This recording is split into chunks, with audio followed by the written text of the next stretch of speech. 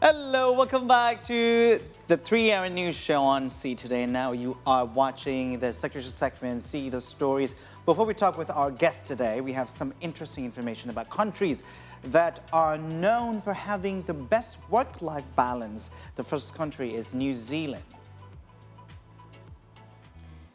New Zealand was ranked as the best country in the world for work-life balance in 2023. This is due to its healthy work culture.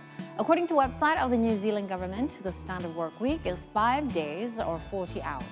The population start their work at 9 a.m., while at 10 a.m. they take a break for morning tea, which lasts for 10 minutes.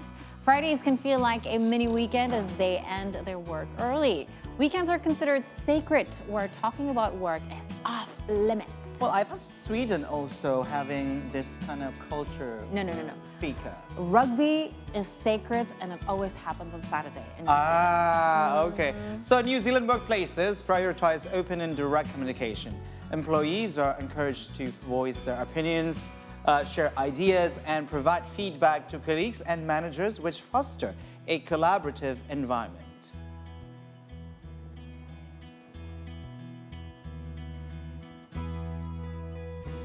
Having been to New Zealand, though, I understand why. Because the people are just so chill.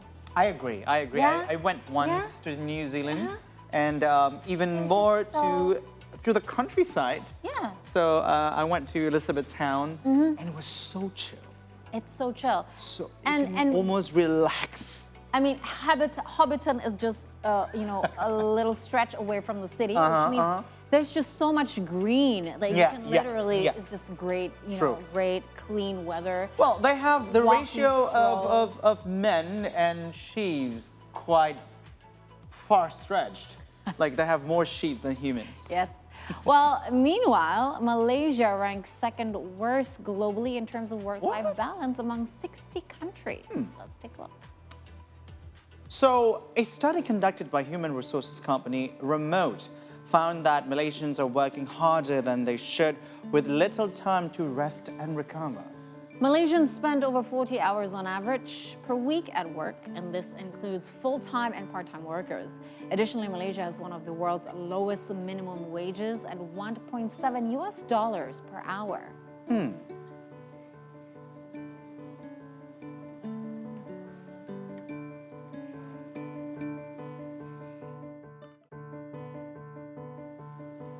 And with that being said, also in Indonesia, we have a lot of competitions as well. Yeah, Because it's the intense. workforce is also currently in, I'm not going to say in limbo, but people are actually opting to stay in the office just because they need the job, right? So that being said, also many in Indonesia suffer from workplace stress and some need to face toxic leaders, deadlines, unconducive work environment. That means like toxic work environment includes colleagues and stuff. Now, what can we do to manage the stress caused by that in the workplace? Now, luckily, we have an expert here with us. We have clinical psychologist at Personal Growth, Stefany Valentia, here with us. And we're going to talk about work-life balance, work stress, toxic environments. So, Stefany, thank you so much for coming and welcome back to the Thank you for having me. Always fun to have you guys from Personal Growth. Also, always nice to be here. Well, I think this is a topic to close to so many people's hearts, right? Because we are in an age where we're all professionals, and work-life balance is such a fun topic to talk about, and we always learn something new. So this time, what are the common sources of stress in today's workplace? And the workplace environment has changed since the pandemic too. So has there been a shift in stress factors, or has it actually basically been the same in the past 10 to 20 years? Okay, so before we start, I have a fun fact. Stress can be positive. Have you heard about that before?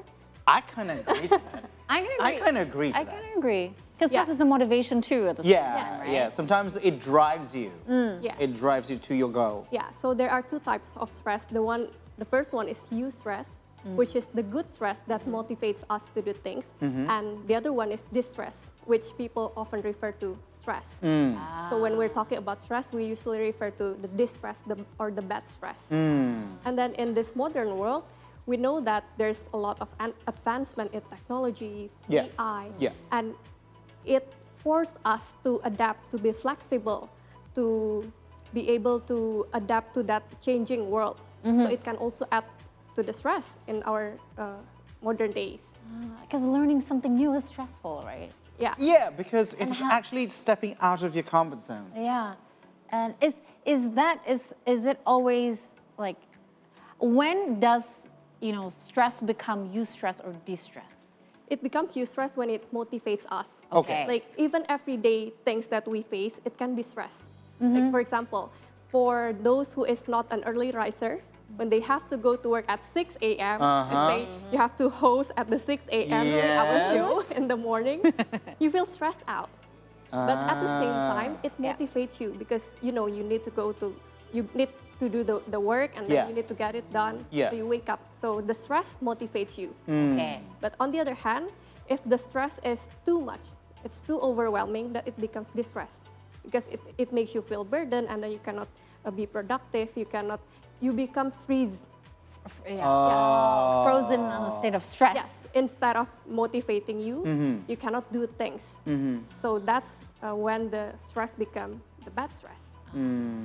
Okay, so what are the common sources of the distress that you've been facing when it comes to the clients coming to you? Okay, when we're talking about workplace, anything can be a source of stress. Yeah. Let's say your colleagues, your supervisor, leaders, and then the workload itself. Yeah. But also things at home, like your family, your personal stuff, it can also become a source of stress and it impacts your work as well. So it basically can be anything. Because stress is also subjective. What is perceived as stress for one person Might not apply to others. Okay. So it depends also on how you see yourself and how you see the world. Because stress happens when you perceive that you cannot handle the challenges. Yeah. Okay, so let's talk in from your point of view as clinical psychologist, and you are based in Jakarta. So those clients coming to you with the complaints of stress in the workplace, I want to know what is the most The top common, rank. the top rank. Let's I say want to top know. 3. Say top 3. Yes, that's right. Boss, Okay. Boss. Okay. colleagues, Colleagues. and then the workload. Workload. Like you have to work on the weekend, you still have to work after hours, things like that. So how does leadership or management, because you mentioned boss, right? How does leadership or management styles influence the workplace that then becomes a stress factor, a distress factor for employees? Because the leaders will mold the culture of the workplace. True. For example, if the leader is an open and communicative leader, then the culture of the workplace will also be open, supportive, and communicative. While a micromanaging leader Okay. will lead to a distrustful environment I see. because they keep on tracking your work, they want to know where your progress is, so Yeah. it adds more burden and stress. Yeah. Because the workload itself is already stressful, right? True. I really, this is an interesting factor. Like, what do you think one has to, because in a leader, as a leader, it is also your responsibility to actually mold the culture because you're leading. What are the qualities that is necessary for a leader to create a good work environment? As in, how can they work on it if they know that they might not be as good at it yet? How can they change it? Well, change cannot be instant, but we all can change if we want to.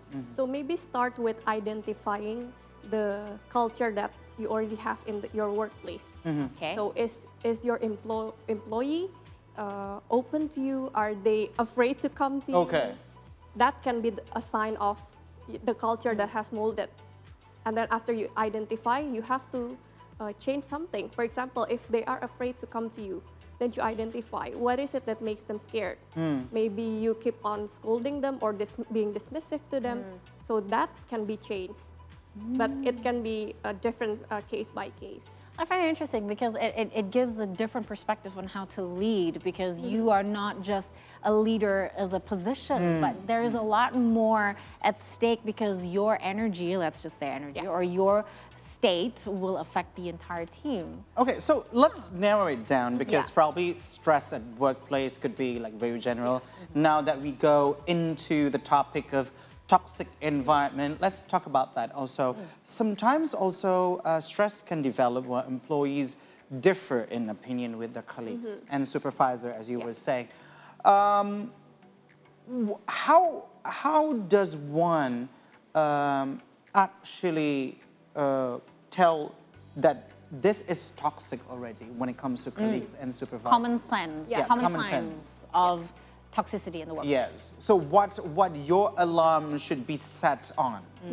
Firstly, we have to be careful when we are using the label toxic or the term toxic. Okay. Because, you know, nowadays people often throw it out easily. Oh, we have toxic boss, we have toxic workplace, toxic parents, everything is toxic. Yeah, yeah. So we need to be able to differentiate whether it is toxic or it is something that is expected.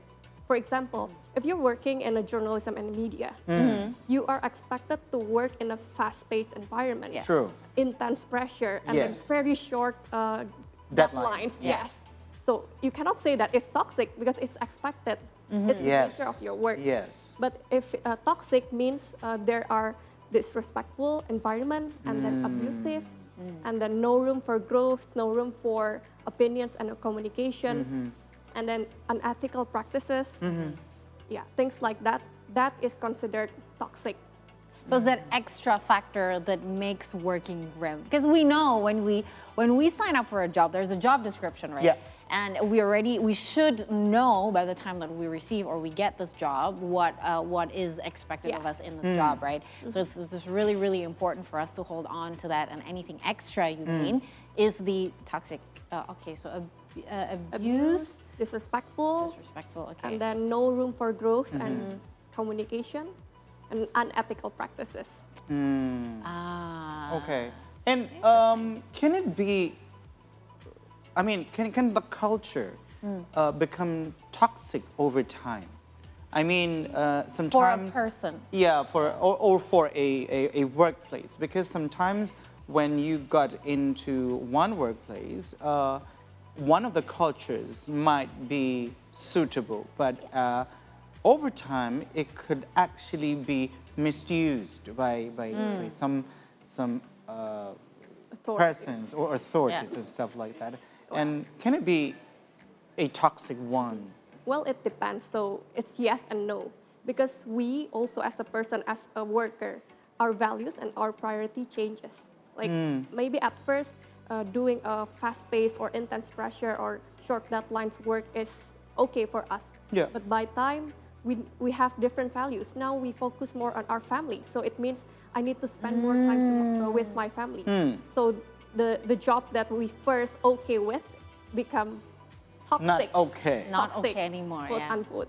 Because of changes that are also happening. So this is actually really interesting, because before you've also mentioned that stress is very subjective, right? It depends on how we see the world. Yeah. Now, what's really interesting is how do we manage this? Because how can we stay aware of how to identify distress factors in our life? Because as life keeps on turning, our values keeps on changing, stress factors also change, right? Yeah. True. And a lot of people don't realize that. And our retention for stress might as well changing. Exactly. So how can we stay aware, or how do we learn to identify that our lives are changing and we need to adapt to certain things like that? How do we build this resilience, you say, maybe? Or adaptability? So there's this thing that we call circle of concerns. Maybe you've heard before. Circle of concerns consists of everything, a lot of things around of us that we cannot control. So let's say our boss, our colleagues, how people react, how people say things to us. Yeah. Those we cannot control. And then there's this circle of influence, things that we can influence, but we cannot predict the end result. Yeah. For example, if you find your colleague is rude to you, you can assertively talk to them. Yeah. But whether they listen to you whether they change or not, it's not within our control. Okay. And then the last circle is circle of control, which the thing that we can control, which is ourselves and only ourselves. Yeah. Yeah. So then we differentiate between what is in our control and what is not. That takes away pressure, doesn't it? Because a lot of us seem to think that everything needs to be under our control, whereas there are things that are beyond our control, and we have sometimes difficulty accepting that there are things that we just cannot control. Why is that we're so resistant to this?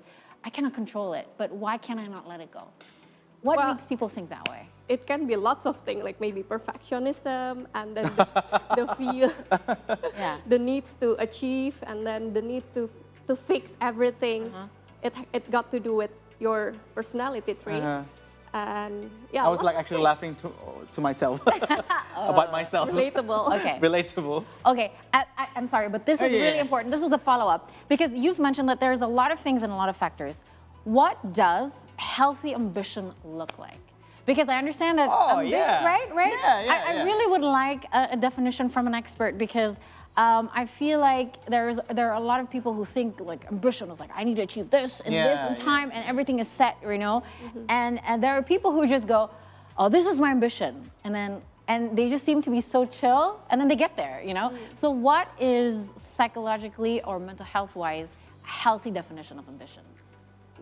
I'll just go straight to the Yeah. healthy ambition. Yeah. Healthy ambition doesn't require you to sacrifice important things. Quote that, please. You need to listen to that. For example, if you say that you want to achieve a high place in your work, but then you sacrifice your kids, you sacrifice your partner, Yeah. then is it a healthy one? Is it really worth it? Yeah, so food for thoughts. I like Oh, that. lovely. I love food for thoughts. I love that I love you food for threw it back to us to actually assess ourselves if we have the healthy ambition or not.